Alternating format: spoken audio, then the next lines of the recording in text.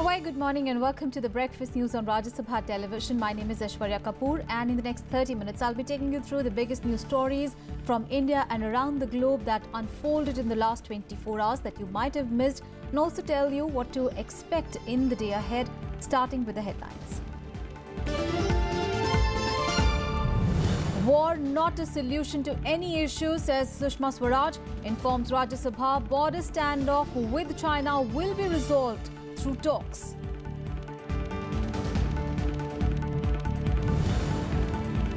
Opposition parties to move privilege motions against Sushma Swaraj in Rajya Sabha allege that she has misinformed the House on India's foreign policy.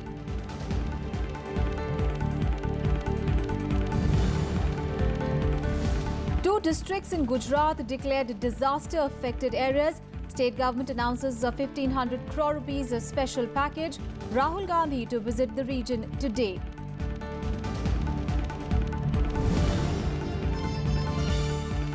Grand jury formed to investigate possible Russian meddling in US elections. Important step towards potential criminal charges.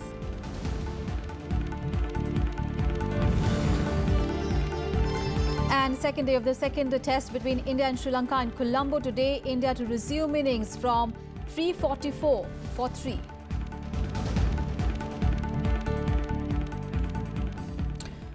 External Affairs Minister Sushma Swaraj informed Parliament on Thursday that India's foreign policy was focused on setting a global agenda. On Pakistan, she asserted that India will start a dialogue with its neighbour the day it stops promoting terrorism in the country. She said that terror and talks can work together.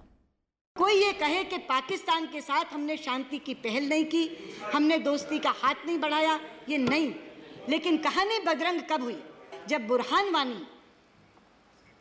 वानी का encounter यहाँ हुआ और नवाज शरीफ साहब ने वहाँ खड़े होकर के उसको स्वतंत्रता सेनानी शहीद की संज्ञा दी, उसके बाद से चीजें बिगड़ी। Terror and talks can't go together. This is the roadmap. She also said that both America and Russia stand with India, and this showed that India's foreign policy under the Modi government has been successful. She also said that India has good relations with the Arab states as well.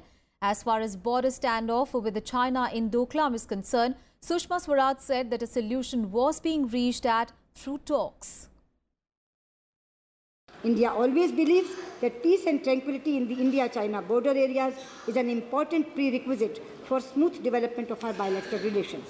We will continue to engage with the Chinese side through diplomatic channels to find a mutually acceptable solution on the basis of the Astana consensus between our leaders. I note the sense of the House is supportive. And before the External Affairs Minister's reply, almost all the opposition parties reminded the government of the present stalemate with China. Now, they suggested that issue be resolved through dialogue and diplomatic initiatives. They, however, showed solidarity with the government on the issue of national interest, but said that the government should come out with solutions, keeping in view India's long history of non-alignment. The short-duration discussion on the issue of foreign policy in the upper house of Parliament was initiated by Congress member Anand Sharma. He accused the government of being silent on issues relating to foreign policy. He also asked that the government present a roadmap on how it wants to deal with China. इस समस्या को और एक बहुत बड़ी चुनौती का सामना करने की आपकी पॉलिसी में कोई स्थिरता नहीं है। वो बदलती रहती है, पलटती रहती है और देश गफलत में पड़ जाता है कि आपकी सोच क्या है। Samajwadi Party and JDU members stressed on the need to strengthen the army. युद्ध के लिए तैयार रहना शांति को सुरक्षित रखने का सबसे कारगर तरीका है और ये अगर मन और मस्तिष्क में रहेगा हमारे देश के नेताओं के और हमारी सेना इतनी मजबूत होगी, हमारी ताकत इतनी मजबूत होगी तो हमें कोई खतरा नहीं होगा। विदेश नीति है वो ज़्यादा इस समय इस दौर में हिंदुस्तान के आसपास का जो मुल्क है उसके रिश्ते पर ज़्यादा निर्भर कर रहा है। We need to make our presence felt in the neighboring countries, especially Sri Lanka, and we should see that our development, our arms and ammunition, which the Indian Army Recently we observed. Members also raised the issue of strategic balance, saying the government should not abandon the Middle East for Israel.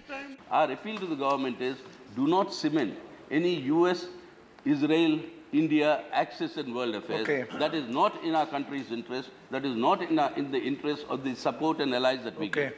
The international maritime boundary line between Sri Lanka and India must be refixed, because now our traditional rights of our fishermen are being taken away in the name of international maritime boundary line. Members also talked about keeping neighbours in good humour by fulfilling commitments made to them. Akhilesh Suman's report for Rajya Sabha TV. Meanwhile, the opposition parties will move privilege motions against External Affairs Minister Sushma Swaraj in the Rajya Sabha today for allegedly misinforming the House on India's foreign policy.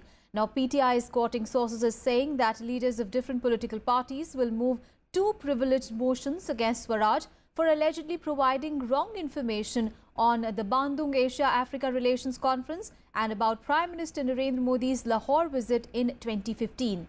The report further says that while Swaraj claimed that she had not delivered any speech in the Bandung conference, the opposition parties have now downloaded a purported speech and will attach it as a proof. The second privilege is for allegedly misinforming the House on Modi's 2015 Lahore visit, claiming that there was no terror incident after that.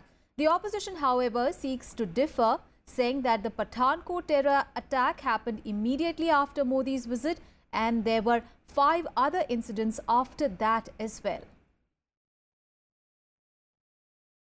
On to some other news now. Finance Minister Arun Jaitley has defended SBI's decision to cut interest rates on saving accounts of less than 1 crore rupees. He informed the upper house on Thursday that the move was in line with the reduction in the lending rates. Responding to a zero-hour submission on the State Bank of India's decision to cut interest rate on saving accounts with less than 1 crore rupees, Finance Minister Arun Jaitley asserted that high interest rates on savings and fixed deposits were during a time when inflation was 10 to 11%. He underlined that with waning lending rates, the savings account rates also dwindled. Jaitley also highlighted that for senior citizens and retired persons, the government has unveiled a pension scheme that guarantees 8% interest rate. Please remember that you are talking about a time when inflation was 10 and 11%. The lending rates were high and the sluggishness was setting in because of that. And therefore, when the lending rates go down, the borrowing rates also will obviously come down. These are all interconnected. And this government, to take care of those senior citizens, for the first time has brought in a scheme of 8% guaranteed, which will not change. As far as the senior citizen pension is concerned, the cumulative effect of that interest is actually 8.3%.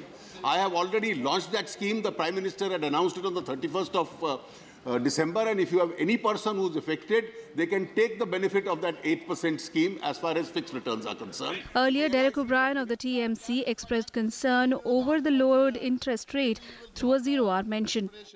Sir, SBI reduced rates of savings on bank accounts holding a balance of less than 1 crore by 0.5%. So more than 90% of bank accounts in India are people who have less than 1 crore. The obvious impact is that small depositors, especially the senior citizens, especially the pensioners, are all affected. Now, when they are affected, what would they do as alternatives? India's largest lender, State Bank of India, on Monday cut interest rates on savings bank deposits by 0.5%. Now, for saving deposits balance up to 1 crore rupees, SBI will offer a rate of 3.5% as compared to 4% earlier. However, for saving deposits balance above 1 crore rupees, rate of interest has been retained at 4% per annum. Kriti Mishra's report for Rajya Sabha TV. And the Lok Sabha on Thursday passed the Banking Regulation Amendment Bill 27 by a voice vote. The legislation aims to insert provisions for handling cases related to stressed assets of banks. Now, stressed assets are loans where the borrower has defaulted in repayment or where the loan has been restructured. The RBI has been empowered to issue other directions for resolution and approve appointment authorities or committees to advise the banking companies for the resolution of stressed assets. Now, replying to a debate on the bill, Finance Minister Arun Jaitley said that the country needs a strong banking system to support the economic growth. Jaitley also asserted that the government will soon bring a central law to regulate chit fund companies as well. और एक मजबूत banking व्यवस्था अर्थव्यवस्था का आधार बन जाती है. You need a strong banking system in order to support growth. हम लोग एक ड्राफ्ट लॉ हम लोगों ने बनाया है कि जिन चिट फंड कंपनियों की एक्टिविटी अब बंगाल में है या उड़ीसा में है तो वो तो केवल अपने राज्य के लिए बना सकते हैं. पंजाब अपने राज्य के लिए कानून बना सकता है. What do you do with regard to those who have a multi state all India operation? तो उसके लिए एक सेंट्रल लॉ हम लोग ड्राफ्ट कर रहे हैं. And the BJP has overtaken the Congress to become the largest political party in the Rajya Sabha. The BJP now has 58 members against 57 of the main opposition party. Now, BJP MP Sampatya Waiki, who was elected to the upper house following a by-poll in Madhya Pradesh, took oath on Thursday. His election was necessitated by the death of Union Minister Anil Madhav Dave. Now, this is the first time that the Saffron Party has become the #1 formation in the Rajya Sabha after the Narendra Modi government came to power in May 2014. The BJP-led NDA, however, is still short of a decisive majority in the House, but the joining of the JDU to the ruling bloc has further boosted its numbers. And National Democratic Alliance leaders will meet in the national capital today, a day before the vice presidential polls on Saturday. Now, Prime Minister Narendra Modi and the NDA's vice presidential candidate M. Venkaiah Naidu will address the MPs. NDA MPs will take part in a dummy voting exercise as the ruling alliance works to minimize the possibility of any vote going invalid. Now, apart from the 81 NDA Rajya Sabha and 337 Lok Sabha MPs of AIADMK, YSR Congress and the TRS will also be present.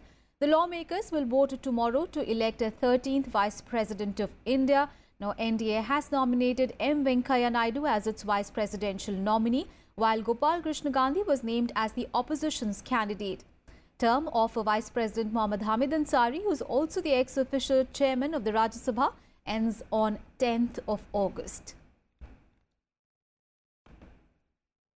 And in a setback to the Congress party ahead of the Gujarat Rajya Sabha elections next week, the Supreme Court on Thursday refused to put a stay on the Congress's petition to put the Nota option on hold. Now, while both the Congress and the BJP are against the Nota or none of the above candidates option, the Congress alleged that the option could influence voting in the upper house. The Supreme Court on Thursday refused to stay the Election Commission's notification allowing Nota in the upcoming Rajya Sabha elections in Gujarat. Seeking a response from the Election Commission within 2 weeks, the bench agreed to examine the constitutional validity of allowing Nota. जीते तो हम और भूपेंद्र यादव जी जो प्रयास था वो असफल रहा, तो इसका मतलब कि ये नोटा का दुरुपयोग करना चाहते हैं. ये तो मान लिया ना भूपेंद्र यादव जी ने कि अगर नोटा का इस्तेमाल हुआ हराने के लिए इस्तेमाल होगा ना, तो इसलिए ये नोटा चाहते हैं. With 4 people including Amit Shah, Smriti Irani, Balwant Singh Rajput from the BJP and senior Congress leader Ahmed Patel in the race for the 3 Rajya Sabha seats, the court's decision is a setback for the Congress. 6 party MLAs have already defected to the BJP ahead of the elections, and the Congress claims the new Nota option will influence the result.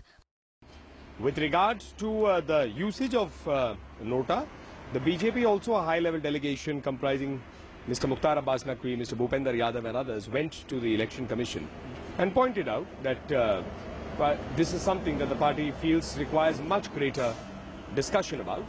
With regard to the Congress party challenging it, as the Law Minister, Mr. Ravi Shankar Prasad, has pointed out, that the notification itself is of January 2014, which is the UPA tenure. So that is for the Congress party really to answer. Supreme court में judgement दिया तो उसके ऊपर बोलने के लिए हम कौन है. फिर एंटी डिफेक्शन लॉ लागू कर चुका है हम लोगों ने. एंटी डिफेक्शन लॉ में पार्टी विप लागू कर सकता है और किसी एक पार्टी का इलेक्टेड मेंबर है तो उसको पार्टी का डायरेक्शन के बिना वोट करने का हक नहीं। According to the Election Commission, MLAs have to show their ballot paper to an authorized party agent before putting it in the ballot box. If an MLA casts the ballot for someone else or uses the nota option, he cannot be disqualified or his vote invalidated. Bureau Report, Rajya Sabha TV. And in Breakfast News, we'll take a very short break. We'll be right back with more news. Stay tuned.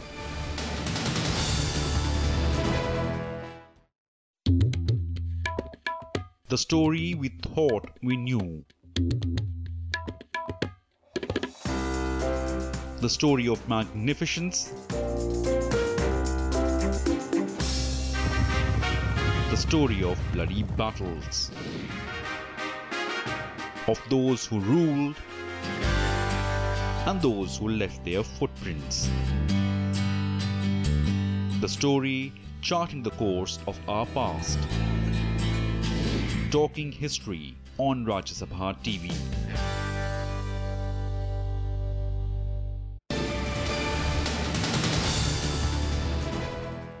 Thanks for staying with us. News from Karnataka now, where a complaint has been filed with the Enforcement Directorate against Karnataka Minister D.K. Shivakumar, seeking a probe into alleged money laundering by him.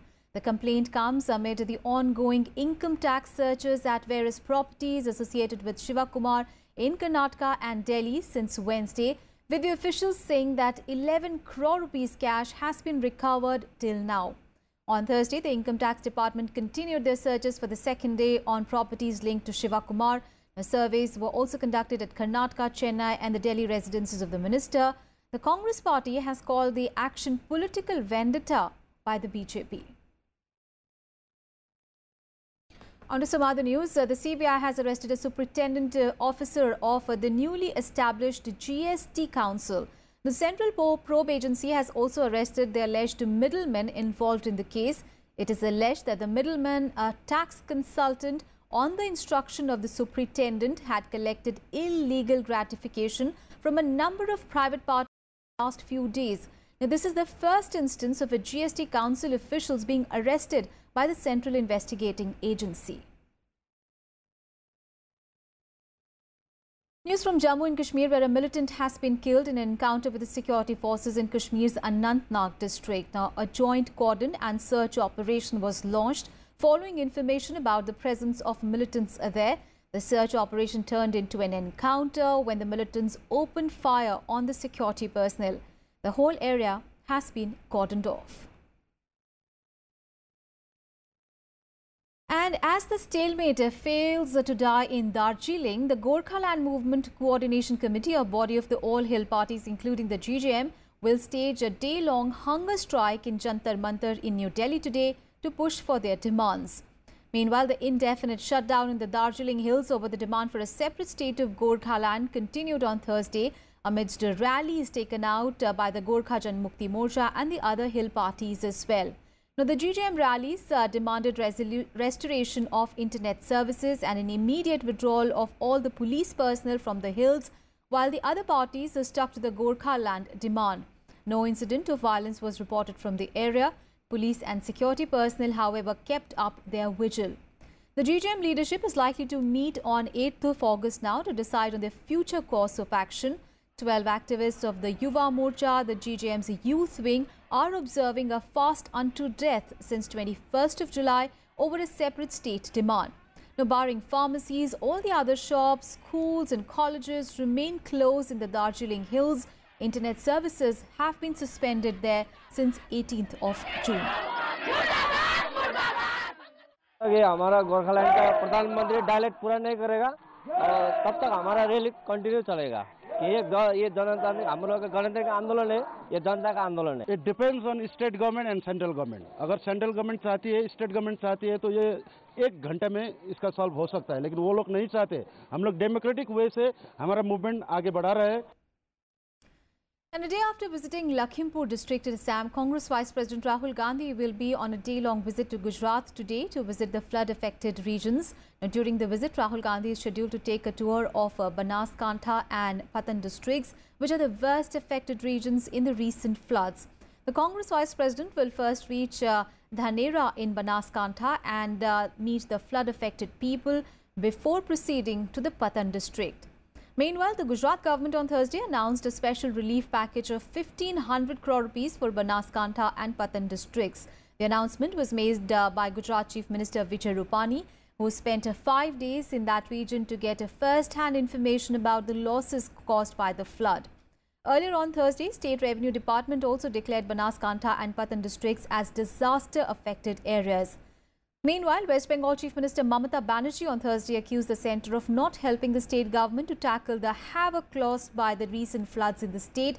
She said that the flood waters have washed away roads, bridges and crops in several areas as well. At least 50 were killed in 14 districts and nearly 4 lakh hectares of agricultural land has been washed away in the incessant rains and resultant water discharged by the Damodar Valley Corporation through its dams. Alright, let's get you some international news now. The issue of possible Russian meddling in the US election continues to cast a shadow over Donald Trump's presidency. Now, US media has reported that a grand jury has been formed for investigating the same.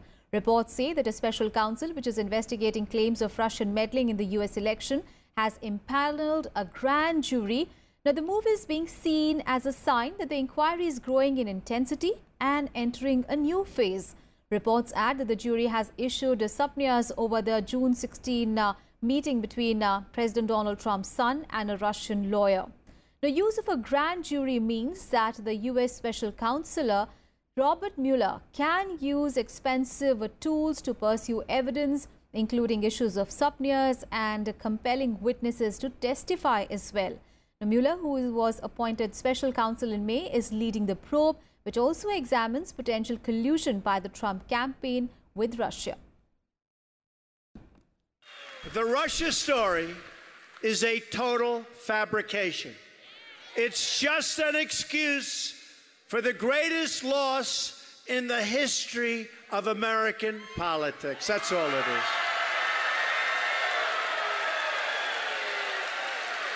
is. It just makes them feel better when they have nothing else to talk about.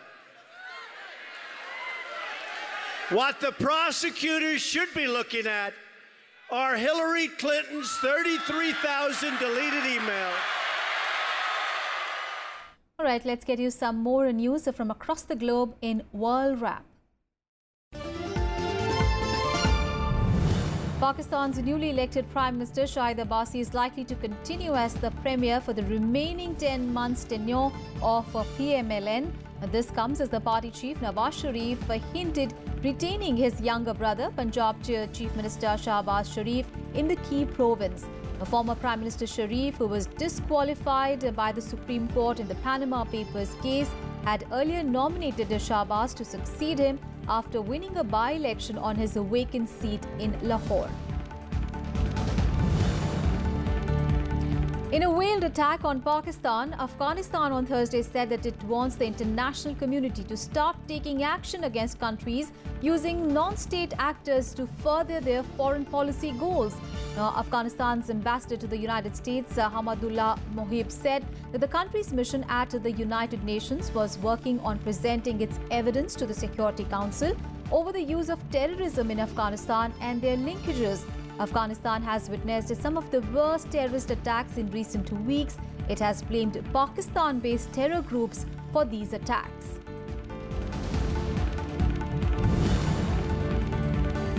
Qatar's cabinet has approved a draft law making permanent residency available to some of its non-citizens, marking a shift from its long-standing visa sponsorship system. The residency permits could be granted to the children of Qatari women married to foreigners, people who offered valuable services to the country, and those with special skills. Gulf Arab countries have a high number of expatriate workers, but they do not allow naturalization of foreigners except in rare cases. And a large fire ripped through a residential skyscraper in Dubai in the UAE for the second time in 2 years. The authorities said that the civil defense workers successfully evacuated the building and the blaze was brought under control. No one was injured. It is not clear what caused the fire in one of the world's tallest buildings. The torch tower was damaged in an earlier blaze in 2015 as well.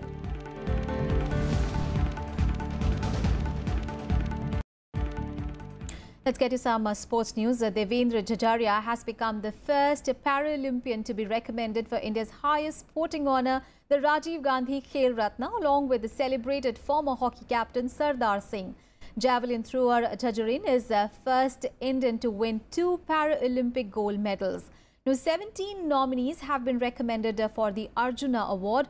Cheteshwar Pujara, the pillar of the Indian Test cricket, and Harmanpreet Kaur, the driving force of India's women's cricket, have been nominated.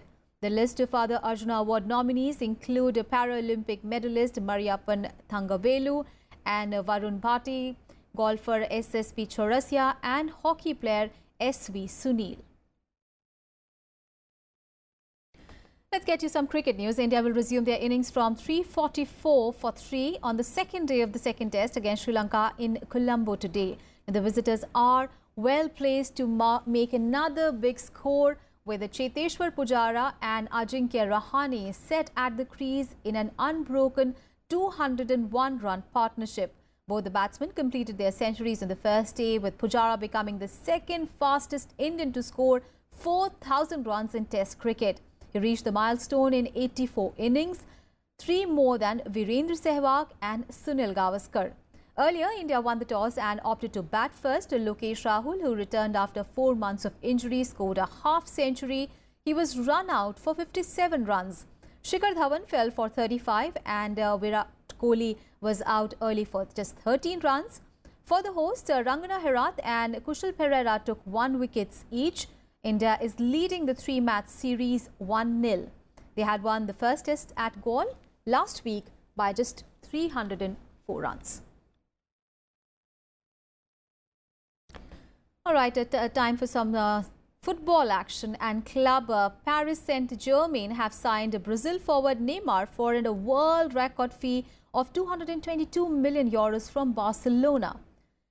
Now, the deal for the 25-year-old smashed the previous record set when Paul Pogba moved to the Manchester United from Juventus for €89 million in August 2016. The striker's move was completed after Barcelona said that the player's representatives paid €222 million release clause in his contract. Neymar, who is set to earn €45 million a year, said that he has joined one of the most ambitious clubs in Europe. The Brazilian forward had scored 105 goals for Barcelona since joining the club in 2013. Neymar's signing is the latest in a long-time line of high-profile transfers that the club has made since the sides was taken over by Qatar Sports Investment in 2011. The French club won the Ligue 1 title 4 years in a row until Monaco finally overhauled PSG in the last season. And in badminton, HS Prannoy and Saurabh Verma will play the quarterfinals of the New Zealand Open today. In the pre-quarterfinals on Thursday, 4th seed Prannoy defeated 10th placed Nan Wei of Hong Kong 21-18, 21-19. And he will next face 11th seed Lin Yu Hisin of Chinese Taipei. The 7th seed Saurabh, meanwhile, edged past compatriot Parupalli Kashyap in a tightly fought contest. The former national champion won the 3 games 21-18, 13-21, 21-16 in a match that lasted over an hour. However, Cyril Verma bowed out after losing his round of 16 match against Chia Honglu of Chinese Taipei. That's it in this edition of News, but news and updates continue on Rajya Sabha Television. Thanks for your time.